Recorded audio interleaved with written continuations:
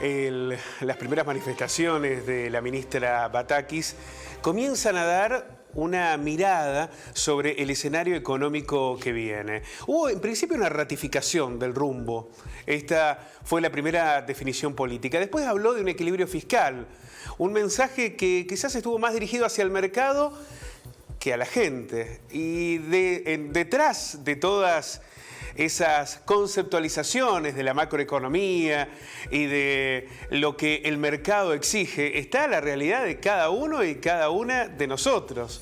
La pérdida del poder adquisitivo, de los salarios, los aumentos en los alimentos, los aumentos de tarifas, qué va a pasar con la segmentación.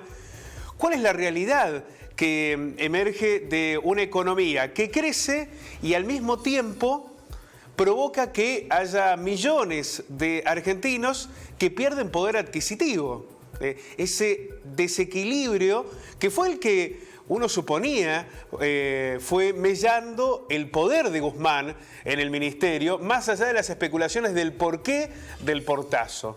Ese malestar, ese mal humor de una mayoría que esperaba otras respuestas de la economía durante el gobierno. Pero vamos a sumar a este análisis a la economista Graciela Trever para que nos ayude a analizar el tiempo económico que viene. Graciela, ¿cómo estás? Muy buenos días. ¿Qué tal? ¿Cómo estás? Buenos días. Muy bien. Graciela, lo primero que quería consultarte es, cuando la ministra Batakis dice la ratificación del modelo, ¿es seguir como hasta ahora? Si este modelo no logró resolver los problemas que se le reclamaban a Guzmán, ¿es adecuado que se sostengan las mismas políticas? Bueno, si es seguir como hasta ahora, lo iremos viendo a medida que la ministra trabaje, ¿verdad? O sea, el mensaje que ella envía es un mensaje tendiente a calmar la turbulencia de los mercados y me parece lógico que lo haga, ¿no? Claramente hay un tema pendiente que es el vinculado a la distribución. Algo habló sobre ese tema, dijo que una mejor distribución nos beneficia a todos. Veremos cómo se instrumenta, con qué medidas concretas se instrumenta esa mejor distribución.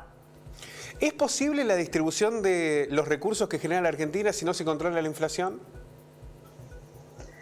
Creo que no, que ese es uno de los puntos importantes pendientes que existen y creo que quizás la causa de la ira del ministro anterior, ¿no? La imposibilidad de controlar la escalada de precios, que tenemos que recordar que a un 54, casi 55% de inflación no nos trajo el gobierno actual, sino que nos dejó en ese lugar el gobierno anterior, presidido por Mauricio Macri, ¿no?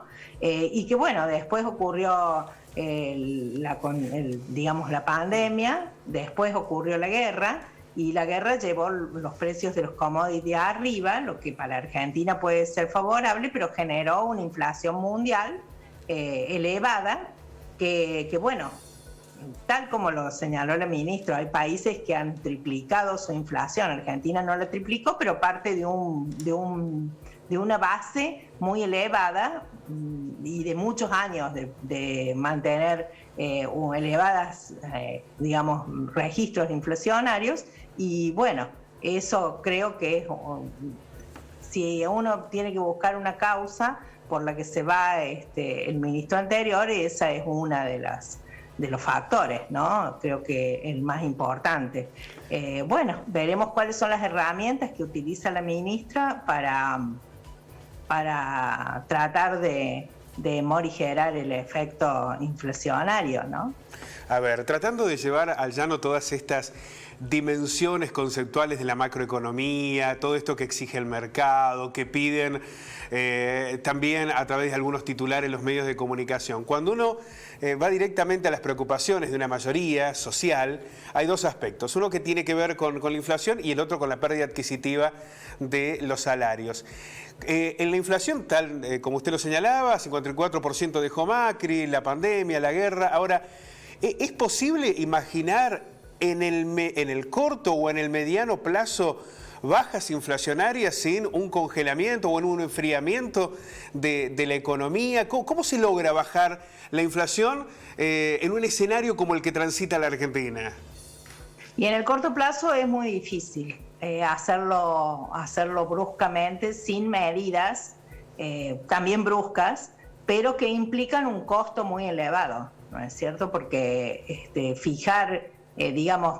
introducir medidas antiinflacionarias que rápidamente bajen los niveles de inflación tiene también costos, implica una elevada devaluación. La elevada devaluación significa una pérdida en el poder adquisitivo y es un costo social importante también, ¿no?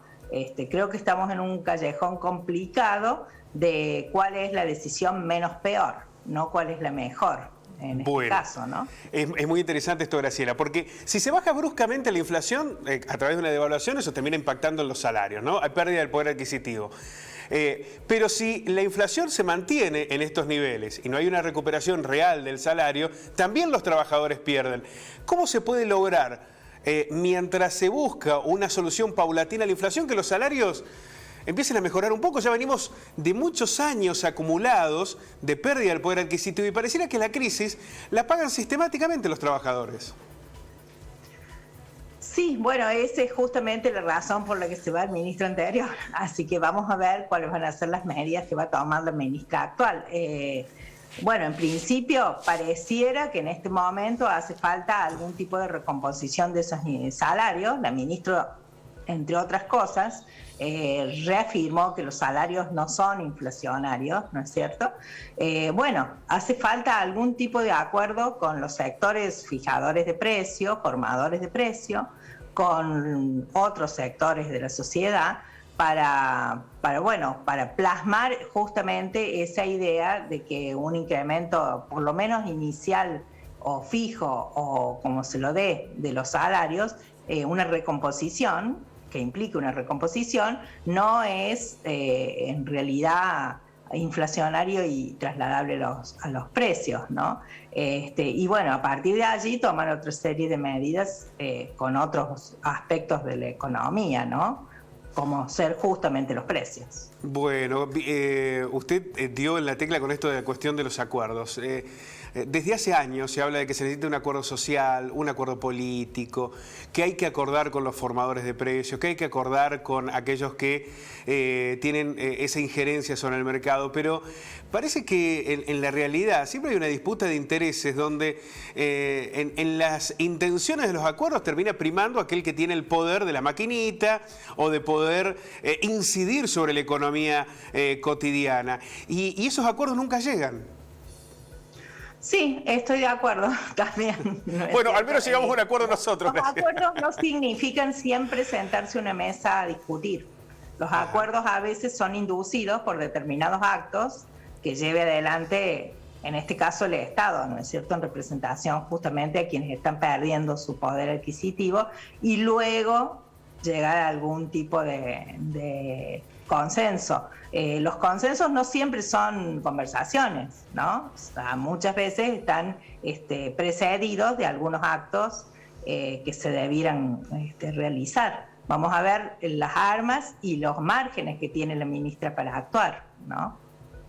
Bueno, seguramente usted tenía más información que nosotros de la propia ministra Batakis, de la que teníamos obviamente una referencia de su paso por la Gobernación de Buenos Aires, cuando fue ministra de Economía, Finanzas allí, pero no mucho más. El hecho de que haya una mujer en el Ministerio de Finanzas, que sea la propia Batakis, ¿qué expectativa le genera a usted? ¿Qué economía cree que vamos a tener junto a Batakis? Bueno, me parece que la ministra está totalmente, digamos, es una persona solvente en el cargo en el que fue nombrada, que me parece importante, que tiene consenso, o aparenta tener consenso de la fuerza que la pone en conjunto, de la fuerza que la pone en el cargo. Es muy importante el apoyo político que tenga para su función, creo que es determinante, que esa también fue una de las causas de la ida del ministro Guzmán. Tiene el apoyo de los gobernadores y tiene una relación institucional desde donde ella trabajó con los gobernadores, y creo que ese es un capital importante en un país. Manifestó que le da relevancia al país federal, y bueno, que sea una mujer creo que siempre es una buena noticia, ¿no? Ella hay que recordar que bueno, que por eso también va a recibir ataques, ¿no? En realidad hay que recordar que ella tuvo la experiencia, que fue la primera mujer ministra de la provincia de Buenos Aires, lo que no es menor, pero bueno, es un lugar expuesto donde seguramente va a recibir ataques, no solamente por la política que finalmente creo que está orientada a hacer, ¿no es cierto? Y también por el hecho mismo de ser mujer, ¿no? Bueno, ojalá que se le dé la oportunidad y que el sustento político permita un cambio para mejor en la Argentina, que tiene un abanico de urgencias demasiado amplio, muchas de ellas relacionadas, vinculadas directamente, y cuando se intenta corregir una impacta directamente en la otra, pero sobre todo en lograr un crecimiento que tenga más igualdad, un desarrollo más equitativo, y que no encuentre a vencedores y vencidos de una manera tan brusca como ha ocurrido en los últimos años en la Argentina. Graciela, muchísimas gracias por este contacto. Un abrazo grande. Gracias a ustedes. Hasta luego. Graciela Trever, economista, haciendo referencia a las manifestaciones, las primeras que hizo la ministra de Finanzas y Economía de la Argentina, Silvina Batakis. Lo que viene es un escenario de muchas disputas de poder, de tensiones, de tratar de alcanzar acuerdos y de reformular, más allá de que se le dé continuidad a este modelo económico, aquellas acciones que nos están afectando. Y hay dos que usted mide todos los días. ¿Qué pasa con los alimentos en el súper y qué pasa con el salario en el bolsillo?